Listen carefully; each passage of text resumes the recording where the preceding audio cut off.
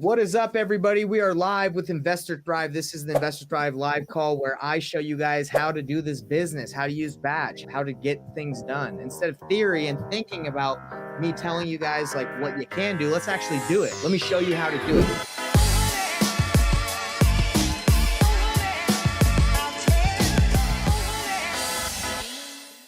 I got a deal that I need to dispo, all right?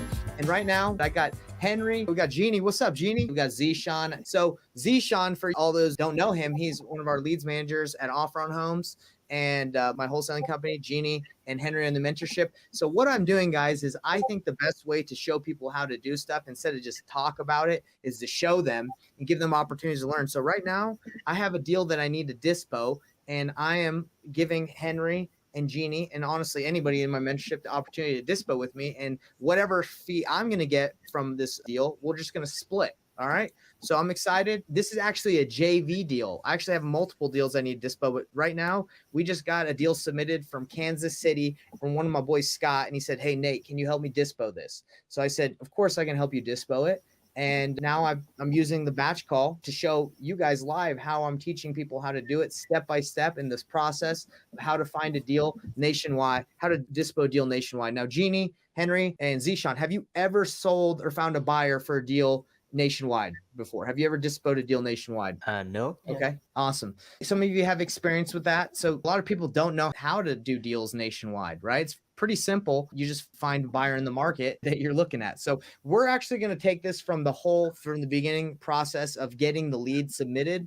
So you can look at this if you have a wholesaling company and your acquisitions team that gets a deal under contract. This is the process that you would do at this point. What happened with this lead is this is a deal that we got submitted to JV with us. And I'll show you how the process works. So this lead came into our system. Now it's time for us to take it through the dispo process and find a buyer. Hopefully we can find a buyer fairly quickly. And let's get started. So everybody knows that the process that I teach is called the painless wholesaling process, right? It's finding your buyers first. But whenever I get a deal submitted to me, it's usually in an area that I don't have a ton of buyers that I'm like super tight with. So I have to go through the normal process of finding a buyer from start to finish.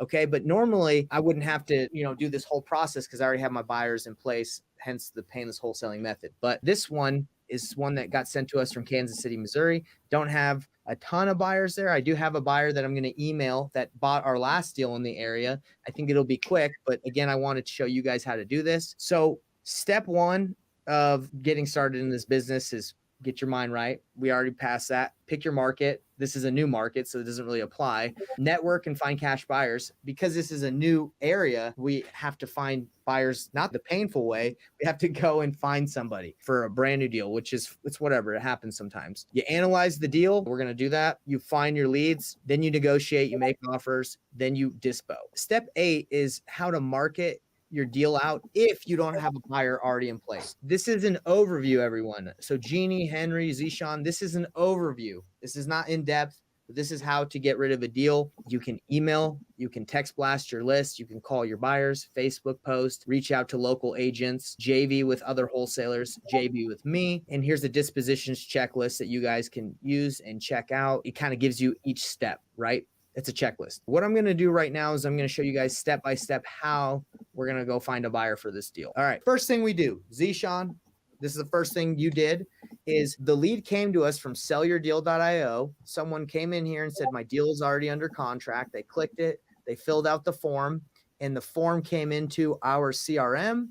And here it is. Scott submitted the information. All right. So the first thing we have to do is we have to find out if we have the essential information to be able to dispo it. Okay. Do you have the address, seller name, seller phone number, and email? We need to know how we can access the property. Is it a lockbox? Are we going to have to schedule a time with the person we're wholesaling it with? Do they have a signed AV contract? Is it legit? Do they have something? Are they just daisy chaining and they don't have the contract and we're going to waste our time?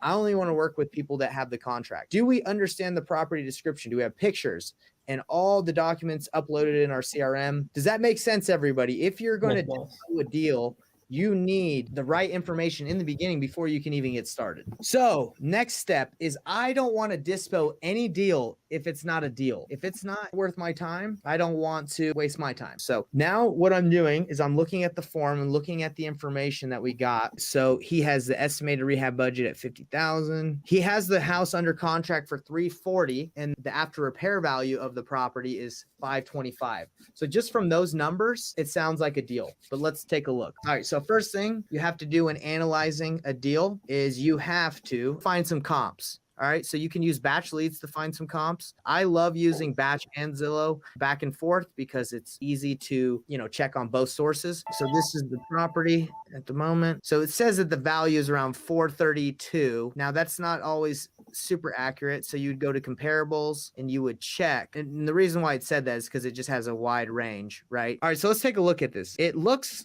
like partially updated, at least the floors. It looks like a flip that maybe they just didn't want to finish. The flooring, the kitchen, the bathroom's okay. Looks like you just need to come in here and paint this bad boy. It looks like it has some issues with some damage here. Bathroom needs to be worked on. All right. So this thing does still need to be flipped. It's not terrible, but I don't see anything that's telling me that this thing is a super good deal. Let's try and look here and see what Zillow says. Okay. So let's look at this. This is a 4.3. Ours is a 5.2. This is about the same square footage. This is a good flip. Would you guys say? Yeah, That looks like a very nice one. Yeah. yeah, look Okay. like a brand new building for me. Very nice. So this has been on the market for 30 days. So if it's been on the market for 30 days, I know stuff is taking a little bit longer to sell, but I would say if this is taking 30 days, maybe it's not under contract yet. Maybe it's a little high. Take a look at this. This one is under contract at 425. Okay. It's bigger than ours, nicer than ours. But look, this is a great comp. Okay. So it's under contract. We can assume that it's under contract around 425, right? And look, in order for our home to get to this style, we'd have to spend probably 30 to 50K because look, it's got the brand new bathrooms, the kitchen looks nice, got the new countertops, and the home that we have, not bad, right? But we're gonna have to paint the whole thing, probably finish painting the kitchen counters. This is a very interesting one. Okay, so here it's got the backsplash, so that's good. It's gonna need paint no matter what. All right. And the bathrooms, it's probably going to need a new bathroom to updating. So from looking around at what's selling, I think 425 is like pushing it to be the ARV. The fastest way I could find out is I could call this agent who has this house under contract that's taking back offers. So I could say, hey, I have a flip that I'm potentially thinking about doing. What do you think something similar to like that in that condition would sell for? So what I would do is I would just call this agent and get some information, right, from him since he just had a property similar to ours for 56 days. All right. Okay. So now that we've analyzed the deal somewhat, we had to find comparables to understand the after repair value, which we have the after repair value at around 425, 430. Until I talked to Jake. So this guy said it's already been sold. So he actually texted me. I'm just going to tell him that I have a property similar to that one that I have under contract that I plan on flipping. And I wanted to ask you if I can sell it for around 520K. All right. He read it. So let's see. So I threw out the number 520. I don't think 520 works, but I'm putting it high. So I think he can just like give me a solid reaction if he thinks he's like, oh yeah, you can do that or no. All right. We'll wait for that jabroni to respond. Now we're going to have to calculate the offer for what we can buy the property for, or in this sense, we're JVing it. So we got to see what we could dispo it for. So let's take it to the calculator. Let's check out what the calculator's got to say. So we put the ARV at 425. 340 is the purchase price. We're going to have to flip this thing. So we're putting ourselves in the position of the flipper. He's going to get hard money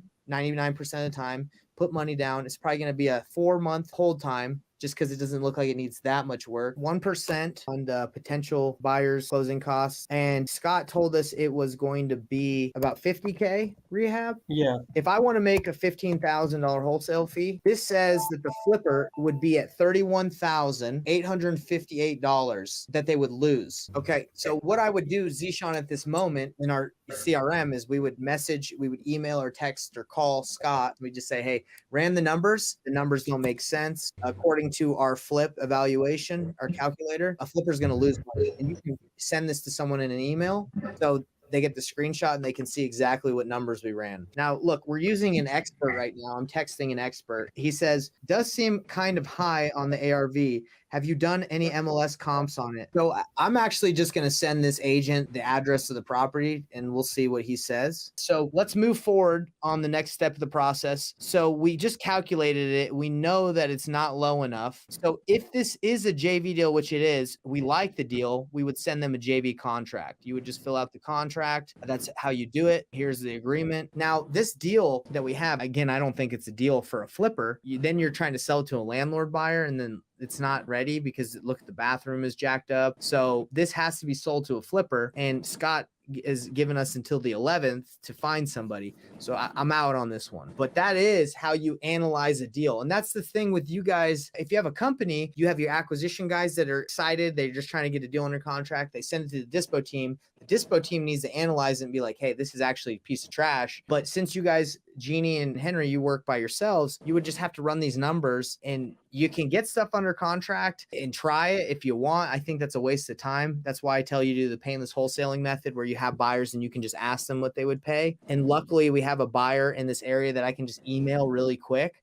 and just say, hey, we sold you our last property. These are 2 that we have under contract. Would you be interested? If he's not interested, I'm out on this. So the agent is saying, was it listed on the market when you spoke with the seller? Oh, dude, my man's calling. Hello? Hey, is Nathan? Yeah, how you doing? Hey, what's going on, buddy? Hey, I appreciate you giving me a call. I was just kind of looking at potentially flipping this house and it looks like my numbers were off. Yeah, well, that's why I was like, it'll be probably a little easier if I just give you a call back. You caught me right in the middle of something. That's why I didn't answer. You're good. I know you probably got a lot going on. But yeah, no, I think when I was running comps, I was doing within the last year. So it was giving me higher numbers than what it looks like things are going for in the area right now. We had a little trouble selling mine there on Horton. I think a lot of it was just timing. So you probably have a better advantage than I do because we're coming up into the more hot season. Right. So, but I would say you're probably still looking at somewhere between 415 and 425, man. Yeah. For your ARV. Yeah, and I want to be safe too because I have it under contract at 340, right? So if I can sell for 430 and I put, let's say, 50K into it, I'm losing 15K, like after everything's said and done, like hard money and everything else. Yeah, I would definitely try and renegotiate that purchase price if you still want to try and take it down for sure. 100%. Well, let me ask you this. So I look to flip and I'm out of Utah, but I'm trying to get into other markets that are a little bit less expensive than the Salt Lake market. Sure. If I am able to renegotiate this one and I still don't feel comfortable, do you by chance have any buyers that might be interested if I could get it low enough that I could, assign it to you, or you bring the buyer and I pay you a commission? Yeah, I mean, I'm sure we could figure something out. We would be interested in it ourselves, but we would have to get it for quite a bit lower than 340. You know what I mean? What would make sense for you? Maybe if I can get it negotiated low enough, I can just, wholesale it to you guys. Sure. Honestly, man, I would say we would have to probably be at 300 is the most we could pay for it. Okay, cool, man. Send me whatever you got. Take a look at it. Hey, I really appreciate your time. I'm glad we made this connection. So we'll definitely do some business together. I appreciate it. Wow. Productive. Whoa. We're doing deals, guys. This is how it's done. Later, everybody.